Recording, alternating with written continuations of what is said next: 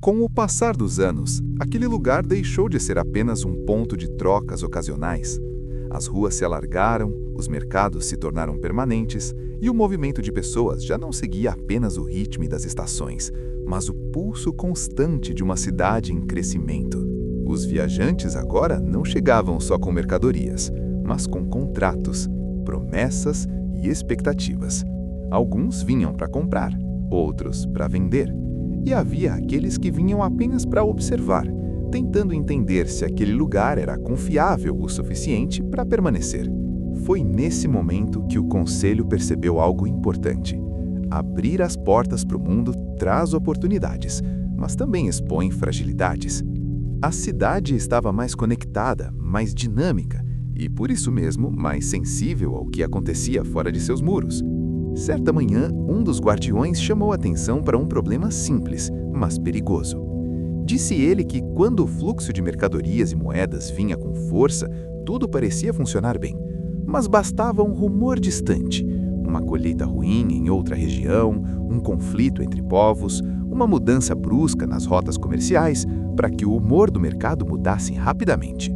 Alguns comerciantes começavam a guardar bens, outros exigiam mais moedas para a mesma mercadoria. E pouco a pouco, a confiança dava sinais de tensão. Foi então que surgiu uma pergunta essencial. Como continuar abertos ao mundo sem ficar vulneráveis a cada mudança externa? A resposta não veio em forma de muros ou fechamento, veio em forma de preparo. Os mais experientes explicaram que toda a economia integrada precisa de uma espécie de reserva, um estoque de segurança. Assim como famílias guardam alimentos para tempos difíceis, a cidade também precisava guardar valor para momentos de instabilidade. Essas reservas não serviam para enriquecer ninguém, mas para proteger todos. Quando uma rota comercial fosse interrompida, as reservas permitiriam manter as trocas funcionando. Quando a moeda de outros lugares oscilasse demais, elas ajudariam a estabilizar os preços locais. E, talvez mais importante, mostrariam aos observadores externos que aquele lugar tinha condições de atravessar períodos difíceis sem perder o controle. Sem usar termos complicados, o conselho explicou que essas reservas funcionavam como um sinal de força silencioso. Não gritavam poder, mas transmitiam segurança. Ao mesmo tempo, surgiram debates acalorados.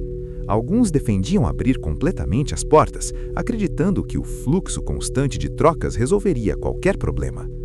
Outros queriam limitar a entrada e saída de mercadorias, com medo de perder o controle. Depois de muitas conversas, chegaram a um entendimento mais equilibrado.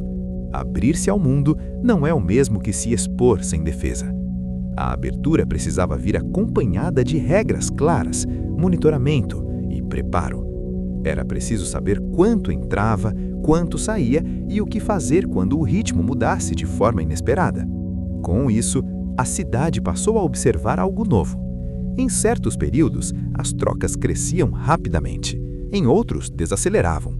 Havia momentos de entusiasmo, seguidos de fases de cautela. Alguns chamavam isso apenas de maré do comércio.